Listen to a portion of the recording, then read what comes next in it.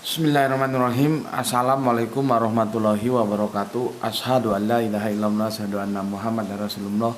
Allahumma sholli ala sayyidina Muhammad wa ala ali sayyidina Muhammad.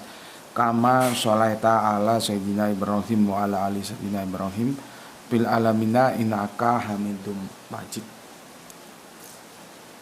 Sebelumnya kita panjatkan dahulu doa kepada Gusti Allah Ingkang Maha Agung untuk saudara-saudara kita yang telah memberikan sholawatnya kepada channel dakwah ini ya, sehingga channel ini dapat eksis hadir dalam ruang-ruang diskusi kalian semuanya.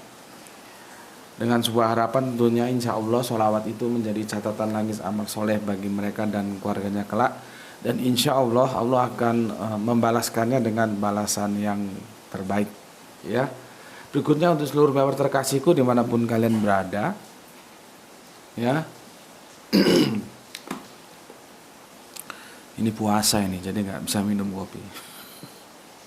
Dimanapun kalian berada ya, di mancanegara maupun di dalam negeri ya, terima kasih atas apresiasinya dan semoga selalu always dan tidak pernah never tetaplah bertumbuh menjadi yang anti skip dan anti download. Bagi yang berkenan silakan saja di share tapi linknya, jadi jangan kamu unduh, kamu potong-potong lalu kamu unggah ulang, nggak karu-karuan nanti jadinya. Berikutnya semuanya ya, aku ucapkan terima kasih atas doa-doa baiknya untukku, dan aku juga berdoa semoga kebaikan doamu untukku Gusti Allah Agung curahkan juga untukmu. Sesama saudara Muslim kita saling mendoakan kebaikan dan semoga doa-doa kita bagian dari doa-doa yang diijabahi oleh Gusti Allah Ingkang Maha Agung. Amin amin ya rabbal alamin. Oke. Kemarin itu tajuk kita untuk membuktikan untuk apa sebetulnya Yesus itu datang.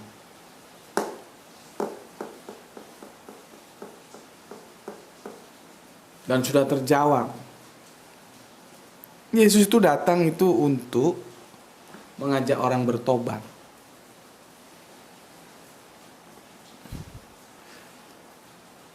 Iya kan?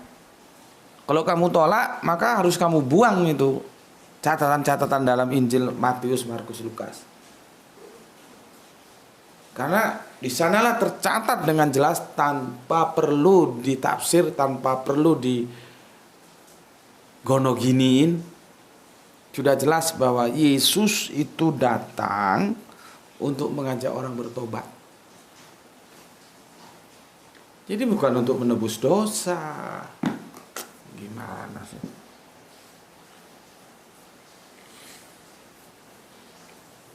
Ya, untuk mengajak orang bertobat. Kemudian kita kan bertanya jadinya, kalau memang demikian, Matius, Markus, dan Lukas mengatakan bahwa Yesus datang itu untuk orang yang berdosa supaya mau diajak bertobat gitu. Tetapi di sisi lain dalam aktualitinya kekristenan begitu memegang kuat bahkan menjadi akidah fundamental adanya kedatangan Yesus untuk menebus dosa. Jadi antara Alkitab dan amalan enggak connect ya. Pertanyaan menjadi timbul atau timbullah pertanyaan, siapa sebetulnya yang mengusung dogma dosa waris ini? Siapa sebetulnya yang mengusung bahwa penyalipan itu untuk menebas dosa manusia yang diwariskan oleh Adam dan Hawa? Siapa sosok? Kalau konsep Tritunggal kita tahu muncul sebuah nama Tertulian. Kalau konsep bahwa Yesus itu 100% Allah, 100% manusia, kita tahu muncul sebuah nama Apollinaris. Tapi meskipun Tritunggal itu tidak serta-merta Tertulian semua ya, itu harus diawali sejak pertarungan antara Arius dan Arianus sebetulnya. Di mana Konstantin punya saham dalam konsili Nicea itu ya. Ya karena dia punya saham artinya dia bisa menentukan bagaimana hasil dari sebuah konsili dong. Dan kita tahu Konstantin itu masih baru awal-awal masuk Kristen. Artinya pagannya itu ya belum hilang sama sekali. Nah sekarang siapa yang yang mendesain konsep atau dogma soteriologi salib ini, penebusan dosa ini, dosa waris ini itu siapa? Nah, kita akan ke sana ya. Tapi sebelum ke sana, aku mau menuntaskan yang kemarin masih ada yang menggantung ya. Kenapa tidak ada kejelasan catatan dari Matius, Markus, Lukas siapa sebetulnya sosok pemungut cukai itu? Ya. Maka apa yang kita tahu dari Matius dicatat Matius, dari Markus dicatat Lewi, dari Lukas dicatat Lewi. Apakah Lewi itu Matius? Apakah Matius itu Lewi? Yang pertama. Yang kedua, kita tahu Lewi itu sebetulnya nama suku, bukan nama personal orang. Dari 12 suku Israel itu ada suku Lewi. Suku Lewi itu tidak boleh bekerja. Dia diberi tugas ya. Jadi ada 12 Israel itu terbagi menjadi 2. 11. Yang satu ini Lewi. Nah, Kanjeng Nabi Musa itu sukunya Lewi. Ini yang 11 ini ya mulai macam-macam, ada Isakar, ada apa? Anak-anak dari Israel itu ya, macam-macam di sini. Nah, ini nggak boleh bekerja. Ditugasi untuk mengurus bait Allah. Nih. Maka yang 11 ini memberikan 10% dari pendapatannya. Masing-masing dari 11 ini 10% dari pendapatannya, kerjanya itu harus diberikan kepada Lewi. Kenapa? Lewi nggak kerja. Lewi ditugaskan untuk mengurusi bait Allah. Inilah yang terkenal dengan perpuluhan. Yang diambil oleh Kristen ya ini, tapi sunat nggak mau mereka nggak mau ambil sunat. Mereka mau ambil perpuluhannya, sunatnya mereka nggak mau ambil. Ada yang bilang sunat ibadah, bukan dari Allah. Katanya sunat itu budaya nenek moyang lu apa? Orang yang jelas-jelas sunat itu perjanjian antara Allah dan Abraham kok dibilang budaya. Cuman gitu-itu aku di Facebook itu males ngelayani. Aku aduh nggak level lah, mundur ke belakang. Orang sunat aja dia bilang budaya, bagaimana mau ngobrol sama anak kelas-kelas sekolah minggu. Sunat itu bukan budaya, sunat itu perjanjian antara Allah dan Abraham. Materainya itu ujung titik yang dipenggal itu yang namanya sunat. Katan, kulit katan. Ya. Kok gitu ngomong sunat itu budaya? Sanksinya juga keras, harus dilenyapkan. Nah, ini tidak diambil oleh teman-teman Kristen. Yang diambil perpuluhannya ini ya, ini kan duit masalahnya ya. Menjadi perpuluhan. Cuman kan mereka kan non Israel atau apa ya bahasanya? Ada itu istilahnya. Di luar dari bangsa Israel, mereka nggak punya suku Lewi. Maka yang 10% itu biasanya diserahkan kepada bapak-bapak pendeta. Apakah ini jelek? Enggak, ini bagus konsep ini. Konsep ini bagus. Dan kamu mengambil ini konsep bagus. Jadi kalau ada pendakwah, dia menghabiskan waktunya untuk berdakwah dan memberikan penjelasan-penjelasan. Kalau Nabi itu kan memberikan penjelasan dan peringatan. Bahasa Arabinya itu basyiron wa nadiron. Ya, menyampaikan penjelasan, setelah itu peringatan. Diperingatkan kalau ini begini, kalau itu begitu. Tapi dijelaskan dulu. Ya. Dilanjutkan sekarang ya para pelaku-pelaku dakwah itu. Kalau waktunya itu dihabiskan untuk itu, untuk berdakwah, lalu dia juga kan manusia. perlu sandang, perlu pangan, perlu papan. Bahasa gampangnya begitulah ya. Maka siapa yang menanggung? Ya seharusnya para santrinya atau para jamaahnya. Itu konsepnya dari ini, dari Yahudi, dari saudara kita Yahudi, suku Lewi.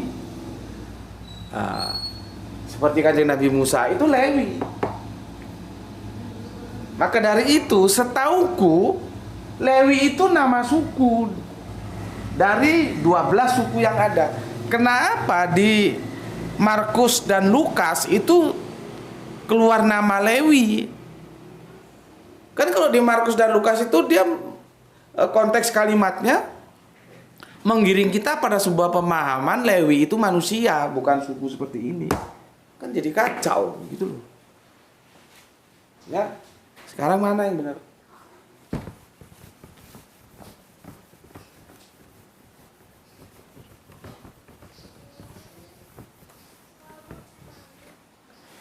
Sebetulnya ini masih entry point untuk kita nanti mencari siapa sebetulnya penggagas dari dosa waris ini. Siapa yang memodif Nasrani menjadi kekristenan dengan konsep dosa waris ini?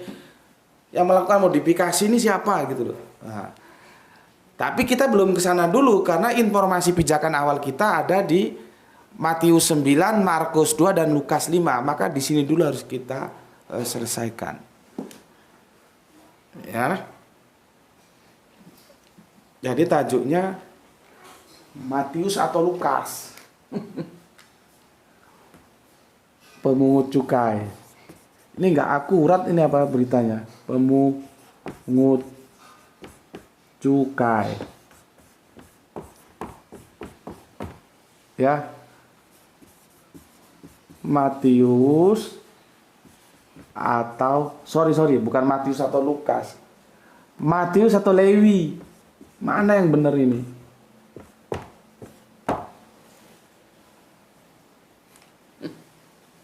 Matius atau Lewi. Oke. Kalau ada dua informasi menceritakan satu cerita yang sama dan informasinya berbeda, maka pilihannya itu dua informasi itu salah semua. Satu benar, satu salah. Kalau benar semua itu enggak bisa. Enggak bisa. Ya. Sama dulu waktu kita menguji 2 hari atau berapa hari gitu kan enggak bisa dirukunkan itu. Mbok ya kemarin yang telepon aku itu yang katanya sudah pernah kerja di LA itu enggak bisa ngerukunkan. Ini juga apakah bisa dirukunkan? Enggak bisa.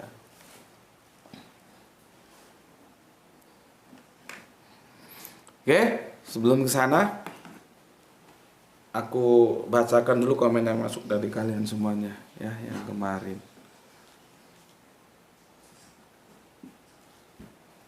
Ini aku tekankan kepada kalian semua, khususnya aku unggah menjadi 3 bagian. Insya Allah besok video terakhir tentang diskusi malam tentang penebusan dosa itu ya, supaya teman-teman Islam, jadi itu sebetulnya urusannya itu ke teman-teman Islam. Jangan gampang percaya, digoda. Oh dosamu sudah ditebus, terus kamu murtad. Jangan. Makanya kita bedah kemarin berempat itu. Duduk masalah penebusan dosa aja itu rapuh kok untuk dipertahankan menjadi sebuah kebenaran. Jadi kepentingannya sebetulnya untuk melindungi akidah saudara-saudaraku yang Islam ini. Kalau yang lain sih ya urusan yang lain terserah aja. Ya. Jangan diiming-imingi, oh dosamu udah ditebus gitu, kamu murtad. Sedang konsep dosanya aja sudah kita diskusikan seperti itu. Ya. Di situ sebetulnya stressing pointnya. Dan karena yang di sini yang ngaji terbatas cuma kalian ya, kalian nanti tugasnya menyampaikan itu seperti yang sudah kami bedah kepada orang di sekitarmu, minimal keluargamu. Keluargamu itu Jangan sampai ada yang murtad. Terpisah kamu kalau murtad, terpisah, nggak ketemu nanti di sana. Karena kamarnya beda-beda. Di sana kamarnya cuma 2, surga dan neraka. Ya. Jadi jangan sampai lah. Cuman kan nggak bisa, cuman ngomong bacotnya jangan sampai, tapi nggak menjelaskan. Makanya bagi di unggahan hampir ngombe yang duha itu pagi itu dipelajari supaya kamu bisa menjelaskan. Ditambah lagi ini, jadi ini memperkuat. Ya, aku masih pending yang nabi yang akan datang, terus aku punya hutang sama si ujung pandang itu, aduh lupa aku namanya ya, tentang Bible Katolik, Bible Protestan kenapa jadi beda gitu ya. Oke, sini dulu kita ya. Aku bacakan komen yang masuk dari Nurkolis. Kang Mas Nurkolis. Oh enggak, bergeser dia.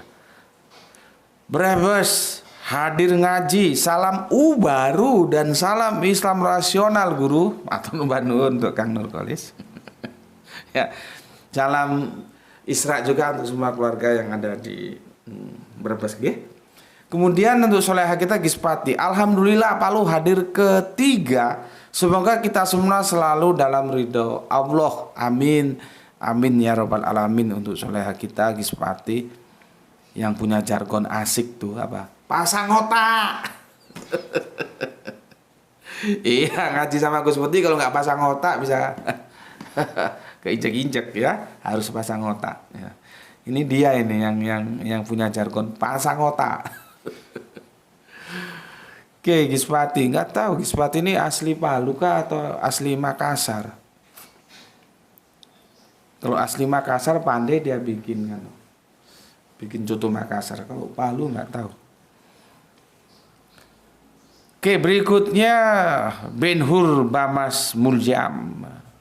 Hadir kembali JM, saya baru saja menyelesaikan episode debat spektakuler yang kemarin malam.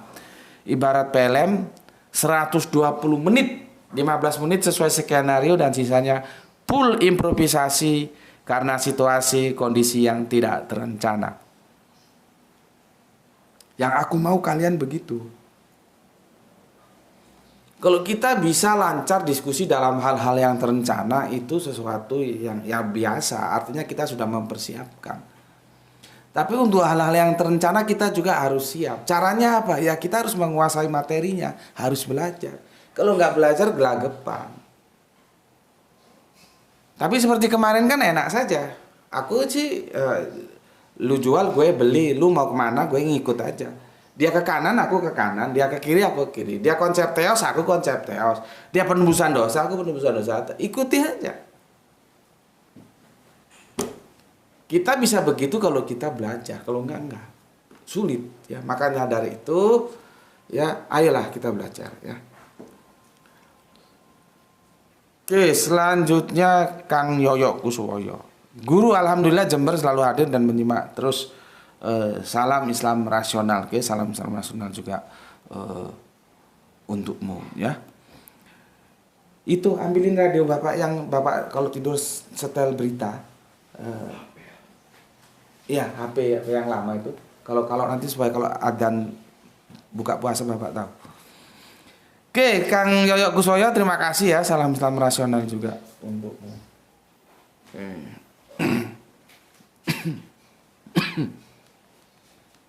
Oh, mati dia tuh.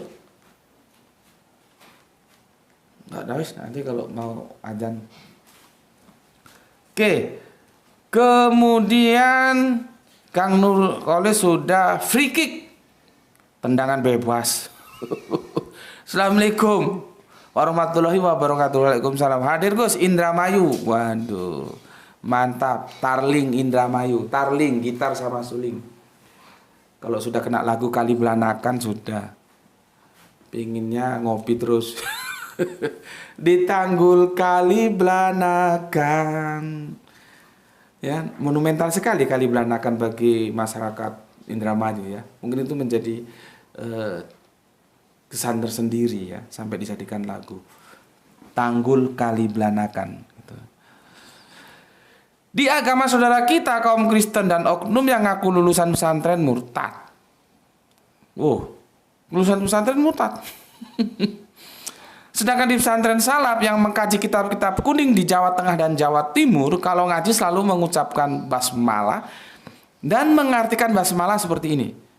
Bismillahi, ngaji sopo ingsun kelawan nyebut asmane Allah, sipati Allah ar-Rahmani, zat kang welas asih ing dalem dunia kanggo wong mukmin lan wong kafir, sipati Allah ar-Rahmi, ya, ar-Rahimi, zat kang welas asih sing dalem akhirat kanggo wong mukmin bloko. Salam Isra, Islam rasional Gus.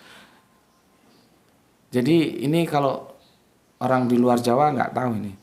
Jadi Allah itu mempunyai karakter atau sifat Rohman dan Rohim. Kalau Rohmannya itu diberikan kepada seluruh manusia, baik itu iman atau kafir. Tapi Rohmin itu hanya diberikan kepada orang-orang yang beriman nanti di akhirat. Itu maksudnya. Ya. Jadi kalau kami ngaji begitu. Ini ngaji Jawa, jadi diterjemahkannya seperti itu. Bismillahirrahmanirrahim tidak sesederhana yang kalian ketahui seperti sekarang ini. Nanti kalau guruku jelaskan lagi, Bismillah itu bukan dengan nama Allah, tapi atas nama Allah. Wah, lain lagi. Ya. Jadi kalau lihat ngaji Jawa itu aku seneng ya. Nanti begini, agomo ageming ati. Agama itu bajunya hati. Maka kalau kamu tidak punya agama, hatimu telanjang. Itu loh ya. Itu falsafah kultur Jawa seperti itu. Oke, matur nembah nuwun Kang Mas Prikik yang ada di Indramayu ya. Berikutnya Kang Herman Anata Wijaya kumaha pawartosna Kang di dieu mah tiris euy. Tiris. Ya. Seharian hujan, tiris itu dingin ya. Atur nuhun Kang Herman Anata Wijaya. Kemudian Kang Wahyu, assalamualaikum, waalaikumsalam, Brebes hadir nyimak Gus, salam Isra juga untukmu. Syahran Gipari menyimak setelah 3 jam tayang. Oke, terima kasih. Nah itu tolong itunya dibuka jendelanya, Mama lagi goreng-goreng udaranya supaya keluar. Lanjut Kang Dimas Sanse, Semarang hadir nyimak, salam sehat dan Isra. Oke, Semarang semoga airnya surut nggih. Untuk Kang Mas Dimas Sunse, kirim salam juga untuk keluarga yang ada di Semarang. Salam Isra, Islam rasional. Ya, kita tahu bahwa Semarang sedang kedatangan tamu ya, H2O ya. Semoga H2O-nya segera surut ya. Kemudian, nah ini alhamdulillah sudah ada yang mengingatkan. Aku berpikir kemarin. Tapi insya Allah ini bagus tuh audionya tuh. Ini komplain. Aku mohon maaf kemarin itu karena ada kesalahan setelah kita analisa sama Grah itu ya namanya kesalahan teknik. Jacknya kurang mancep ke HP-nya, jadi audionya kurang maksimal. Tapi alhamdulillah teman-teman sudah pada tahu biasanya kalau gitu pakai headset atau kalau pakai laptop atau komputer nanti bisa pakai speaker membesarkannya. Tapi apapun itu kesalahan dari Omah Ngaji Ojo Gelo, maka kami mohon maaf atas ketidaknyamanannya ya, terutama untuk Kang Mas Paul Delir Demon. Audionya kurang kencang nih Gus. Kalau pakai headset Bluetooth nyaris senyap walaupun volumenya sudah full. Iya Kang, mohon maaf sudah dijelaskan seperti tadi aku menjelaskan. Nancepnya itu jack kurang ya, maklum lah ya, buru-buru jadi human error ya, bukan pada perangkatnya tapi benar-benar human error dan aku mohon mohon maaf ya atas kesalahan dan ketidaknyamanan kemarin. Tapi insya Allah hari ini sudah nyaman ya. Oke begitu Kang, terima kasih atas konfirmasinya ya. Memang jauh-jauh hari pada setelah diunggah itu aku sempat setel jam tujuan, kok suaranya begini gitu ya. Terus aku diskusikan sama Grah itu kemungkinan jacknya kurang mancep gitu. Oke. Terima kasih nggih Kang untuk Kang Paul ya. Nggak tahu ada di mana ini, mungkin konfirmasi berikutnya bisa disebutkan. Berikutnya Kang Mas Edi Margona, assalamualaikum yang punya Jogja. Waalaikumsalam warahmatullahi wabarakatuh. Lanjut Bapak kita, Bapak Ikhwan Tamim yang punya Tangerang, hadir Gus, salam Isra. Salam Isra juga untuk seluruh keluarga yang ada di Tangerang. Kemudian Kang Mas Alpatih Brebes nyimak Tuan Guru. Alpatih, kamu ditanya temanmu Brebes di mana, dijawab dong ya. Nggak boleh gitu ya. Sesama saudaranya kalau ditanya ya dijawab gitu ya. Kemarin sebetulnya ada yang tanya Brebes mana Mas gitu, kamu belum jawab. Dijawab ya. Supaya silaturahmi kita itu semakin bagus gitu ya. Sama kita itu kan terikat oleh akidah menjadi satu saudara gitu. Oke, kemudian Kang Hermana Natawijaya, audionya kecil Gus. Iya Kang, tadi sudah aku jelaskan ya. Sorry Kang ya atas ketidaknyamanannya. Insya Allah untuk malam ini bisa lebih nyaman seperti sedia kala. Terima kasih Kang Hermana Natawijaya. Kemudian Kang Joko Kendil, Ambarawa baru nyimak. Request Gus, Nabi Musa bukan membelah laut. Salah lagi kamu ngomong. Nabi Musa itu membelah laut, tapi laut apa itu? Kamu salah dengar. Sekarang tak tegaskan lagi. Nabi Musa membelah laut, tapi lautnya laut apa? Gitu ya. Kalau kemarin kan kamu bilang Nabi Musa tidak membelah laut, sudah aku luruskan. Nabi Musa itu membelah laut. Kamu salah lagi requestnya. Nabi Musa bukan membelah laut, kan salah. Nabi Musa itu membelah laut, cuman laut apa? Nih aku kasih contoh nih. Wah, petunjukannya bagus Gus Betik, kajiannya mantep. Itu jamaahnya yang nonton itu seperti lautan manusia.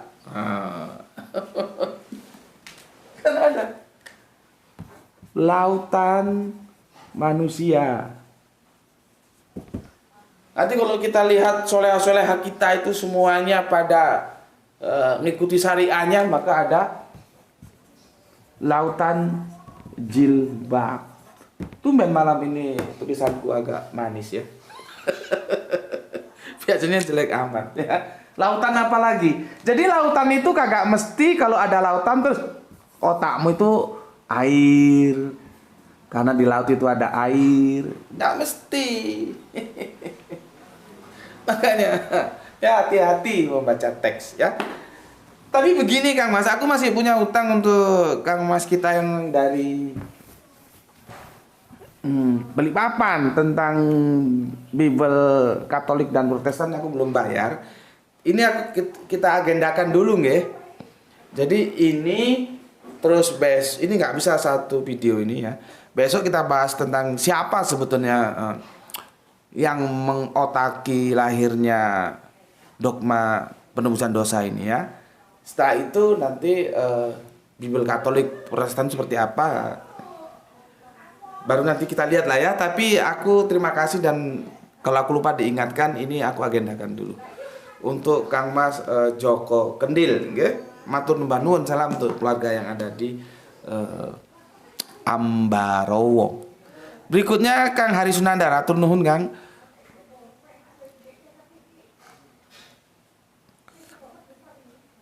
Kang Jauri Arianto, Gus videonya dibuat pendek aja, 15-20 menit aja. Waktu sekarang ini terlalu lama, sering di skip.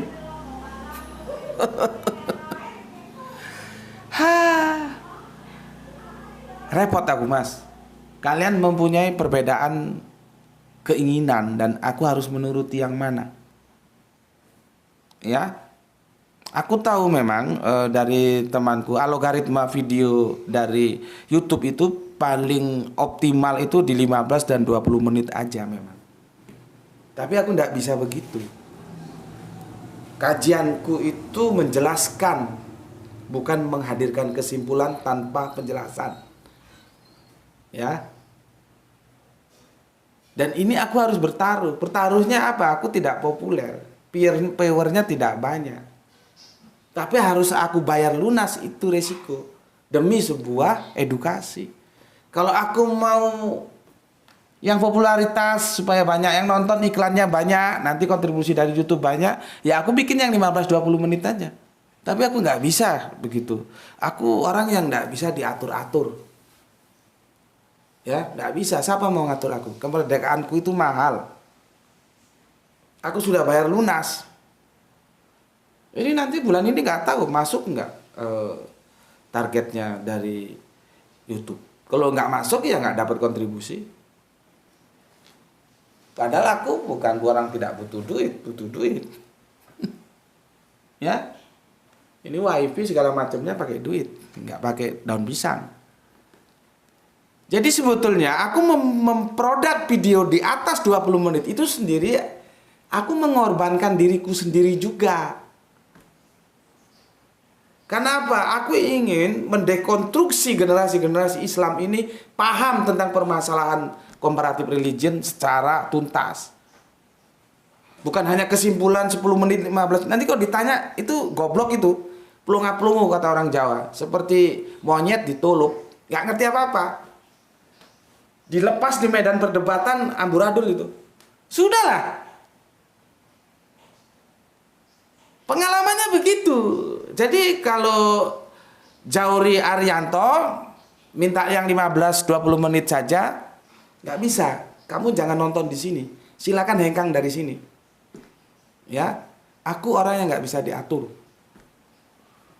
Itu yang pertama. Yang kedua, kemarin itu Kang Mas yang dari Pandaan, Kang Mas Yatim, Samsul Yatim, itu justru komplain karena videonya kurang pendek, kurang panjang.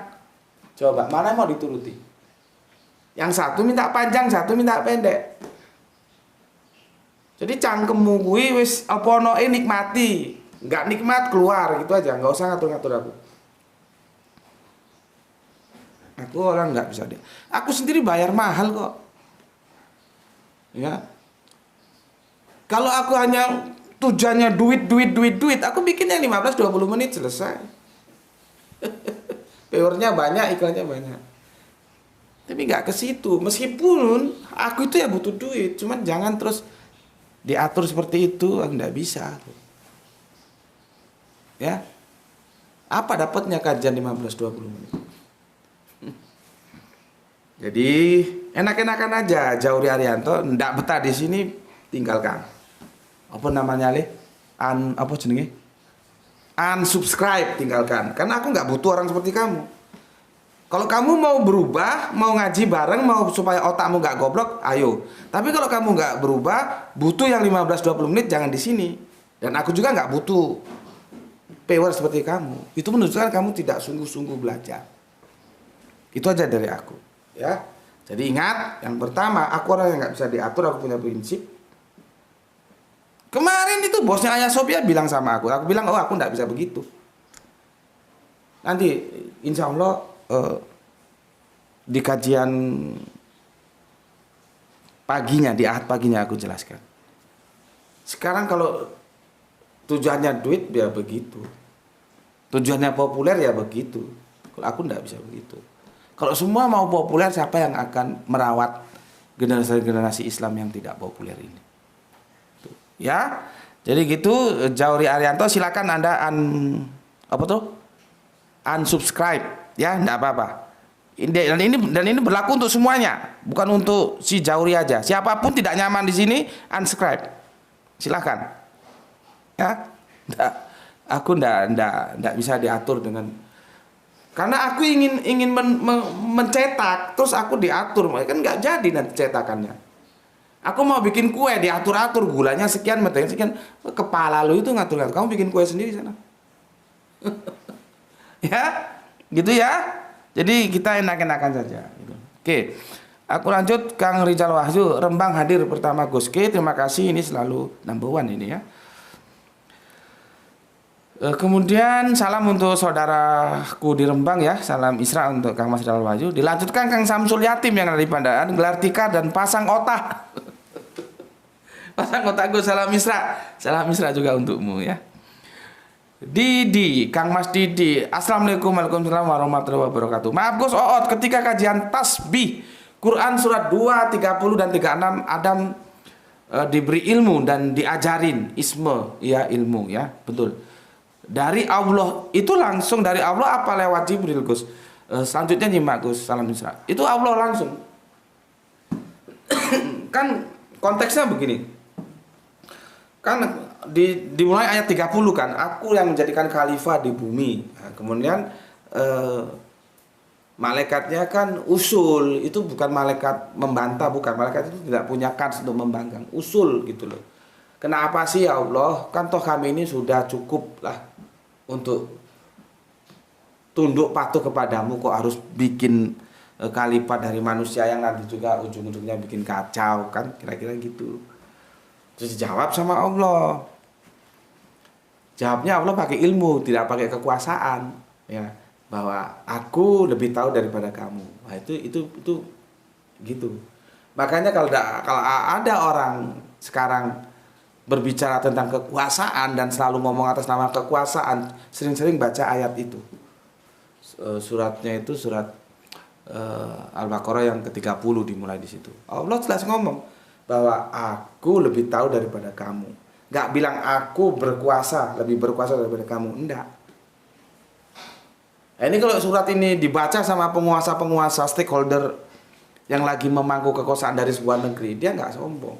Nggak dikit-dikit kekuasaan, enggak. Pendekatannya pengetahuan, ilmu. Ya. Nah terus kan Allah itu langsung mengajarkan kepada Adam. Isme itu ajaran. Soekarno isme, Marx itu apa? Marxisme. Itu isme itu ajaran. Jadi sebetulnya istilah-istilah isme itu dari Arabian. Cuman kan otaknya pada nggak ngerti. Aku sudah bilang kemarin. Hot istiwa. Hot itu garis. Istiwa itu ya angkasa raya itu.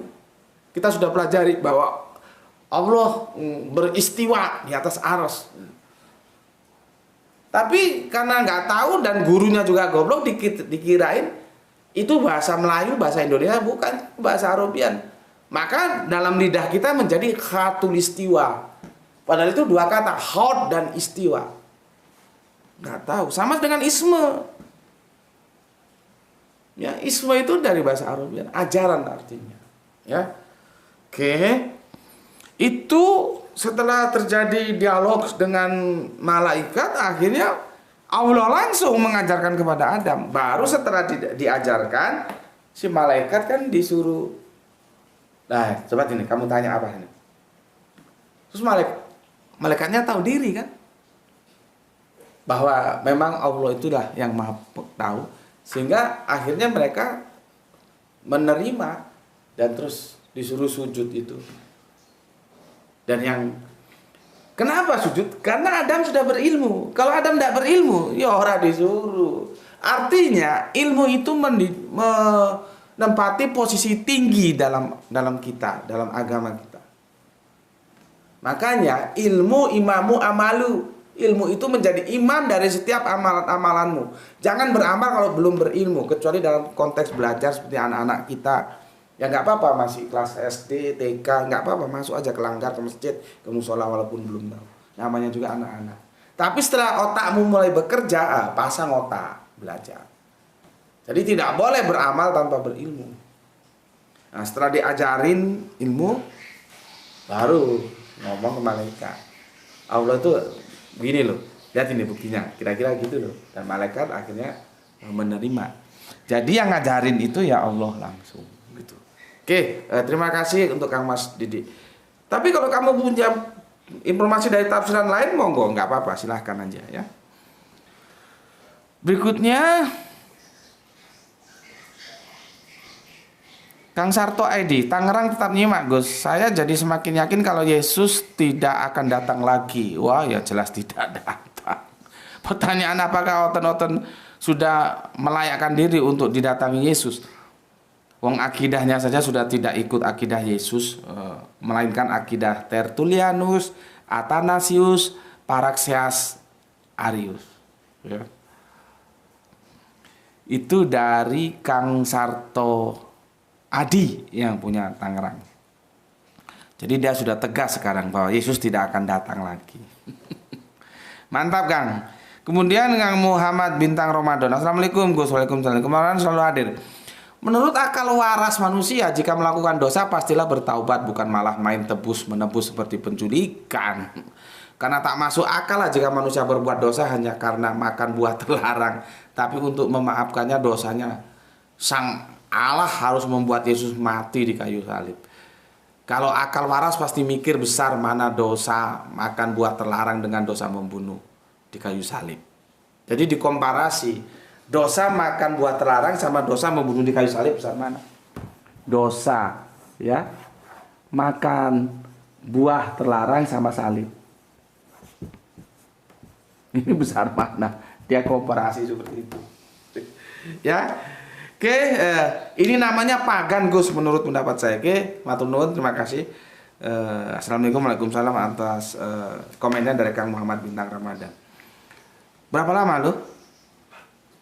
4:10. Aku nggak ngerti maksudnya Kang Bowo Suasono ini ya, Gus Betik versus Romo Biantoro. Karena aku tidak kenal beliau dan aku tidak pernah berinteraksi dengan beliau, kok ini dikasih tajuk versus ya. Kemudian ada channel YouTube yang disertakan, tapi ngapunten, aku nggak pernah Kang lihat-lihat gitu ya. Nggak pernah. Karena nanti aku akan kecewa, tak lihat nggak bermutu untuk apa. Ya, jadi aku nggak pernah lihat. Cukup kalau kamu perlu, kamu deskripsikan aja apa yang ada di channel itu ya. Oke.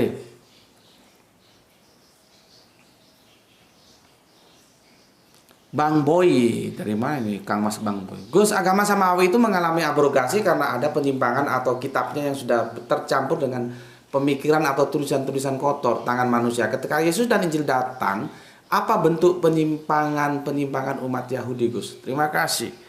Penyimpangan umat Yahudi, ya, itu nanti tentunya kita lihat dalam kaidah-kaidah fikihnya. Ya, kan Yahudi itu nanti terpecah menjadi 3 itu. Ada Esen atau orang sebut SNS, ya. Ada lagi Farisi, yang ini keras. Ada lagi Saduki. Ya, di antara mereka saja itu terjadi perbedaan sudah. Ya karena waktu yang berjarak sekian jauh. Nah, nanti kalau misalkan kita mau lihat penyimpangan yang mana, itu kan tidak termaktub di dalam ini. Ya, nanti kita lihat di aplikasi kehidupan mereka ya. Kita harus hidup di sana, di Israel sana, ataupun kalau ada informasi-informasi tentang bagaimana syariat mereka, seperti itu Kang, ya. Karena aku juga sudah pernah cari, nggak ketemu, aku nggak ketemu, ya. Di sini tuh biasanya yang dikritik itu tentang makan. Nanti kita ini kapan ya tentang makan? Oh iya, konteks ini kan tentang makan. Mereka itu nggak mau makan bareng, itulah egonya Yahudi ya. Makan bareng itu sama orang-orang kafir yang mereka anggap kafir, enggak mau. Enggak sembarangan. Itu sering terjadi perdebatan antara Yesus dan orang Farisi yang paling sering mengkritik Yesus. Ya, tentang makan itu yang aku tahu itu ya. Tentunya kalau dalam aplikasi kehidupan keseharian kita perlu hidup bareng mereka gitu. Jawabanku tentu tidak sangat memuaskan ya, tapi sementara itu yang bisa aku sampaikan Kang Mas Bang Boy ya. Atau sementara bisa cari ke informasi ke tempat lain, nanti bisa berbagi dengan aku karena aku juga sedang mencarinya gitu. Jadi mohon maaf kalau jawabannya tidak memuaskan ya. Oke. Tapi yang menarik, prinsip kerangka berpikirmu itu sudah bagus, sudah on the track bahwa abrogasi itu terjadi ya seperti penyimpangan pada kitab sudah tercampur dan apa ya? Kalau kita sebut dalam perspektif Islam itu kaidah-kaidah fikihnya itu ya sudah terkontaminasi, maka terjadi abrogasi gitu. Itu yang bagus, itu sudah. Jadi kerangka berpikirmu sudah tepat ya. Cuman kalau ditarik lagi kan kamu mintakan detil-detil yang mana saja, itu aku yang belum mampu menjelaskan, hanya sebatas tadi aku mampu menjelaskannya.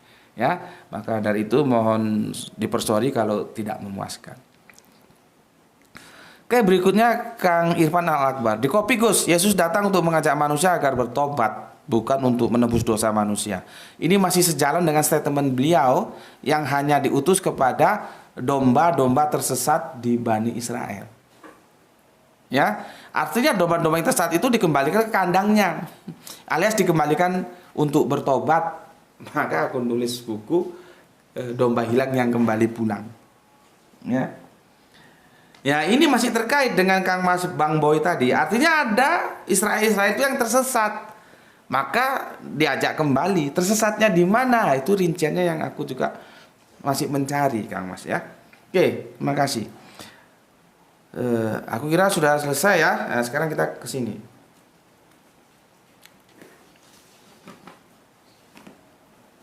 Kita fokus ke sini sekarang.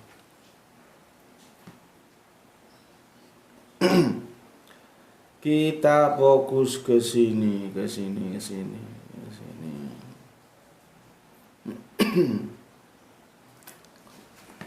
Ini agak sulit ini. Kamu harus buka kitabmu ya.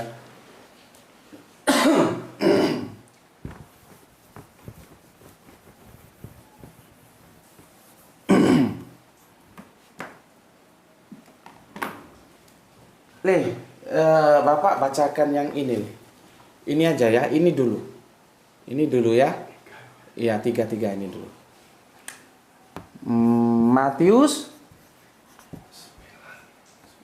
9.2 9. Apa ke sini? Enggak, ini ada tulisannya itu. Matius, ya. Matius.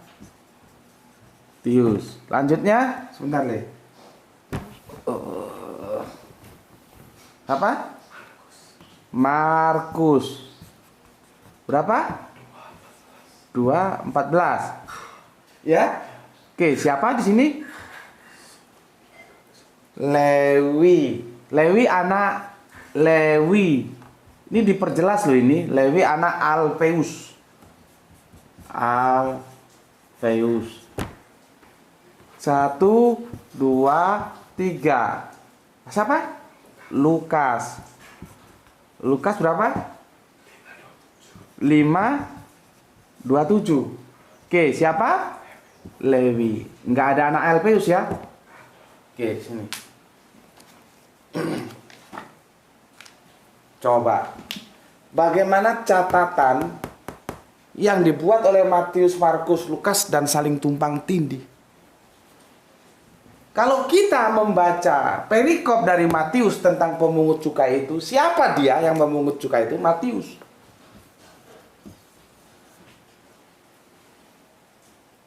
Kalau kita baca di perikopnya Markus, siapa? Lewi. Tapi jangan lupa, Lewi ada penjelasan anaknya si Alfeus. Kalau kita baca, ini di Markus ya. Sorry, aku tadi salah ngomong sebenarnya. Di Markus ya. Nah, sekarang kalau kita lihat di perikopnya Lukas, maka muncul nama Lewi. Terus mana yang benar? Coba, mana yang benar? Nanti paling-paling, Lewi itu sama dengan Matius, sama dengan Gus Betik itu sama dengan Kocok. Dari mana argumentasi itu? Ini casnya habis. Tolong bisa. Kan paling gampang untuk menjawab ketidakserasian antara informasi yang diberikan Matius, Markus, Lukas adalah mengatakan bahwa Matius itu sama dengan Lewi dan Lewi itu sama dengan Matius. Aku curiga, tadi sudah aku sebut, Lewi ini sebetulnya nama suku. Bagaimana bisa menjadi nama personal? Itu sendiri sudah masalah. Yang kita tanyakan, dari mana Matius mendapatkan informasi sehingga dia kan menulis ini, informannya siapa? Markus juga siapa? Lukas siapa? Kok bisa jadi beda, nggak kompak? Maka kita bertanya, si pemungut cukai itu yang kemudian jadi diajak sama si Kanjeng Nabi Isa atau Yesus itu kemudian terus makan bersama itu sebetulnya Matius, Lewi atau siapa? Coba.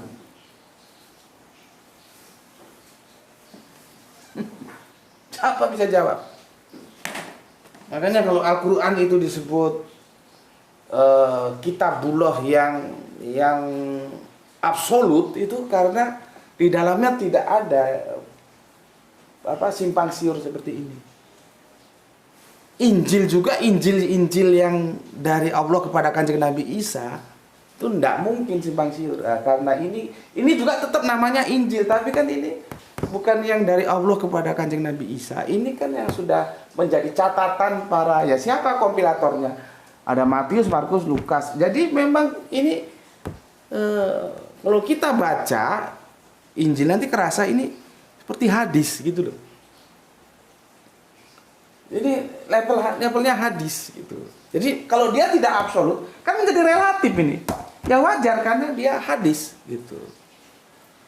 Artinya kalau dia dimasukkan level hadis itu dimaklumi bisa, tapi kalau dia dilabelkan kitab suci ini jadi masalah karena orang Jawa bilang sile genje, enggak klop, satu bilang Matius, satu bilang Lewi. Apa benar Lewi itu Matius? Dari mana? Enggak ada dasarnya. Ya, sudah ya, lihat ya. Oke.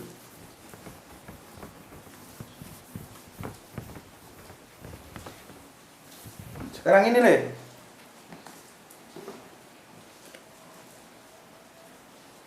Ini ya, 1, 2, 3, 4, 5 ya. Dari atas, sebentar, bawaan.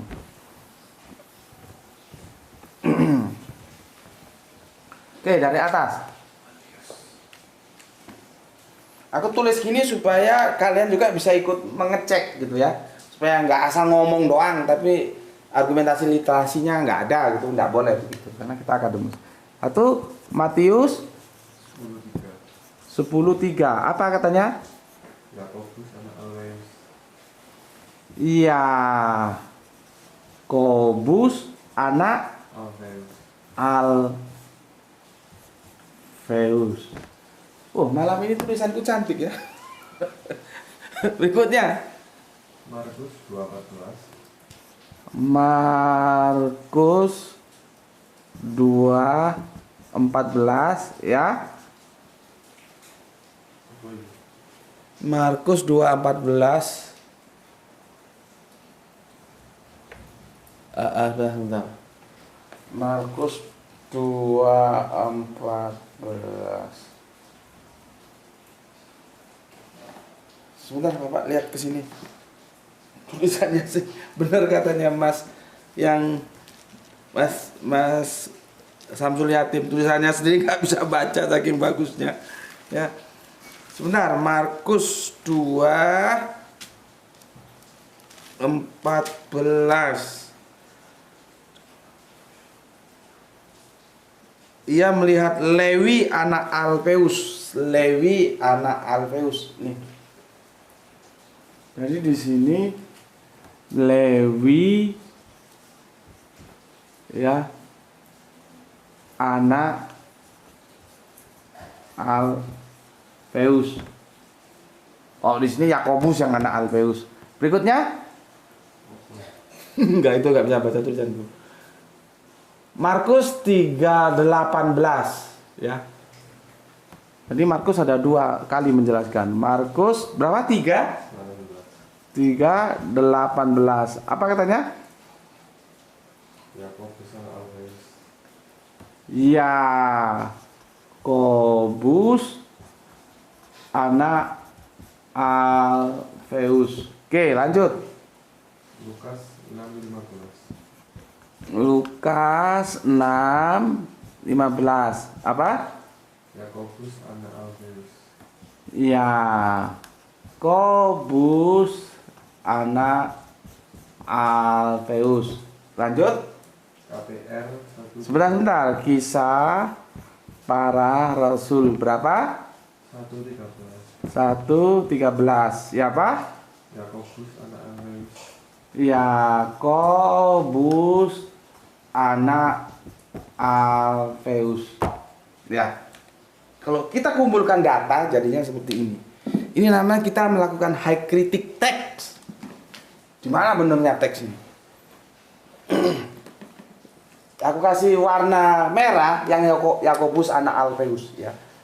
Nih, Matius 10:3 Yakobus anak Alfeus.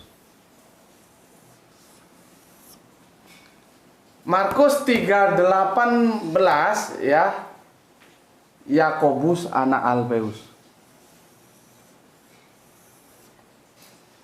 Lukas 6:15 Yakobus anak Alfeus. Kisah Para Rasul 1:13 Yakobus anak Alfeus. Yang Lewi anak Alfeus cuma satu doang di sini. Ini hijau ini. Apa tuh? Biru. Ya. Yang jadi masalah di Markus sendiri sudah terjadi perdebatan antara Markus, aku nggak tahu ketika Markus nulis di sini sama nulis ini otaknya kemana itu, karena berbeda diametral. Di 2:14 dia bilang Lewi anaknya ini nggak bisa dirukunkan ini, padahal satu penulis sendiri, satu kompilator aja sudah kacau. Nih kompilatornya ya, lihat ini. Di sini sendiri aja sudah kacau dia. Di sama-sama Markus. Ya, Markus 2:14 Lewi anak Alfeus. Tapi di Markus 3:18 Yakobus yang anaknya Alfeus. Babak belur sudah. Ini di sini, apalagi Markus dengan yang lain beda banget. Di sini yang Yakobus anak Alfeus. Di sini Yakobus anak Alfeus. Di sini Yakobus anak Alfeus. Memangnya Alfeus punya dua anak? Alfeus memangnya punya dua anak? Kalau Alfeus punya dua anak, aman ini. Ya, siapa dia? Matius. Siapa dia? Yakobus. Apa benar begini?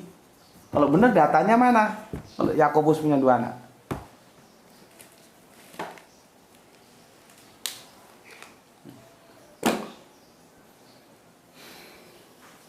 Kacau kan? Nih, kamu bisa cek. Sebetulnya Lewi itu siapa? Itu yang jadi misteri. Artinya catatan-catatan yang ada itu tidak akurat. Ya, padahal kita tahu kalau di kitab Wahyu ini kan jadi penambahan pengurangan ini. Di sini ditambahi Lewi. Yang pertamanya cuma Lewi di sini di Lukas ini sorry. Di Markus. Iya, di Markus Lewi, nanti di Lukas juga Lewi. Ya. Tapi Lewi doang yang tadi sudah aku hapus. Di sini ditambah dia Lewi anak Alfeus. Padahal kalau kita baca ini ya. Ngeri ya. Ngeri kalau kita baca. Ini sering nih, tapi agak benar penutup ini kitab Wahyu ini. Nampak? Lihat ya, aku baca ya. Aku bersaksi kepada setiap orang yang mendengar perkataan-perkataan nubuat dari kitab ini, jika seseorang menambahkan sesuatu kepada perkataan-perkataan itu, maka Allah akan menambahkan kepadanya malapetaka-malapetaka yang tertulis di dalam kitab ini. Dan jikalau seorang mengurangi sesuatu dari perkataan-perkataan dari kitab nubuat ini, maka Allah akan mengambil bagiannya dari pohon kehidupan dan dari kota kudus, seperti yang tertulis di dalam kitab ini. Coba. Jadi sudah dilarang, nambahi nggak boleh, ngurangi nggak boleh. Ini ada ayat main tambah main kurang.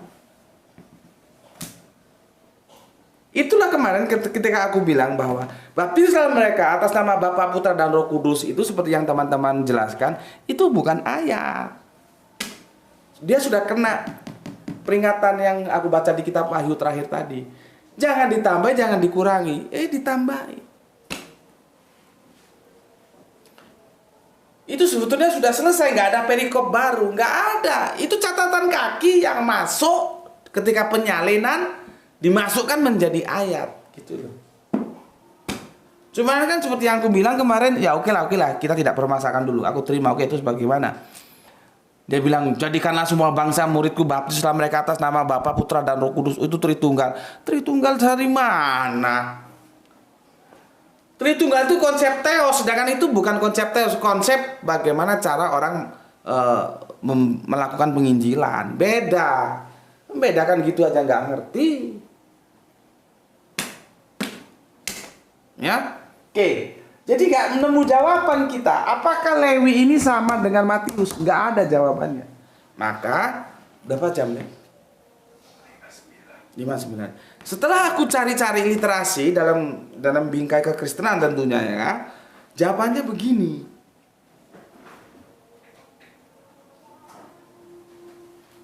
Lihat itu. Jadi cuman anggapan, dianggap. Nih, aku kasih garis merah bawahnya. Jadi anggapan. Jadi untuk udah baca udah jelas deh. Dianggap. Jadi dianggap sama. Aku bacakan begini ya. Termasuk salah satu pengikut mula-mula dan Rasul Yesus Kristus, Matius, awalnya dicatat di Matius 9:9. Nah, ini tadi sudah kita hapus ya. Dan Matius 10:30 sebagai seorang bekas pemungut cukai dari Kapernaum yang dipanggil menjadi salah seorang dari ke-12 rasul oleh Yesus sendiri. Di bagian Alkitab lainnya dimasukkan ke dalam daftar ke-12 rasul tanpa keterangan. Ingat itu, tanpa keterangan, tiba-tiba dimasukin. Ya. Mengenai latar belakangnya, jadi nggak ada latar belakangnya yang menjelaskan tuh, nggak ada gitu ya. Tanpa keterangan ya. Di Markus 3:18, Lukas 6:15 dan KPR 1:13 dianggap. Jadi dalam anggapan saja dianggap sama dengan tokoh Lewi putra Alfeus yang dicatat dalam Injil Markus dan Injil Lukas. Jadi itu anggapan. Maksudnya kitab suci anggap-anggapan. Kan? Jadi nggak pasti, cuma dianggap. Lu gue anggap pacar gue ya. Sama lu pacar gue, beda nggak itu? Ini anggap, kitab suci dianggap-anggap gimana? Ya, itulah adanya ya, sehingga tidak terjawab. Pemungut cukai itu Matius atau Lewi? Ya kalau penulis ininya bisa kita hadirkan, kita tanya, mungkin bisa kita tanya. Itu nulis yang bener ah. Itu Matius itu apa Lewi? Nah, bisa gitu ya sekarang. Sudah berapa lama kita terus nggak tahu. Kita ditinggalkan tulisan-tulisan yang tidak memberikan jawaban kepada kita. Pemungut cukai yang diajak Yesus itu Matius atau Lewi? Tidak ada jawabannya. Adapun jawaban itu hanya sebuah anggapan. Matius dianggap sama dengan Lewi. Ya itu aku bilang tadi. Nanti kalau pusing-pusing ini sama ini. Oh Matius itu Lewi. Iya, tapi dalam anggapan. Ya. Sampai sini dulu ya. Sehingga kamu tahu duduk permasalahannya. Nanti dari sini kita akan menyentuh bagian-bagian akhir dari perikop ini menjadi bahan kita untuk menelisik siapa sebetulnya yang mengarsiteki dosa waris, penebusan dosa, disalib untuk menebus dosa dan dosamu telah habis sudah aku tebus, itu siapa? Insya Allah ya. Semoga kita semua diberi kesehatan dan kekuatan ya, sehingga kita bisa dapat melanjutkan kajian-kajian kita sebagaimana waktu-waktu yang lalu. Oke, pesan aku, jaga Al-Quran, jaga Allah, jaga Kanjeng Nabi, jaga Islam, jaga sholatmu, menjadi bingkai imanmu. Tetapi tetap rendah hati, tetap memberi hormat kepada saudara-saudara kita yang lain. Ya, mereka tetap saudara kita. Ya, kalau ada perbedaan supaya tidak ada ketersinggungan, bawa ke meja diskusi seperti ini dalam bingkai akademis supaya tidak tersinggung ya. Berikutnya semoga kita mendapatkan keberuntungan ya, rezeki yang barokah dan kesehatan yang prima. Bismillahirrahmanirrahim. Alhamdulillahirabbil alamin.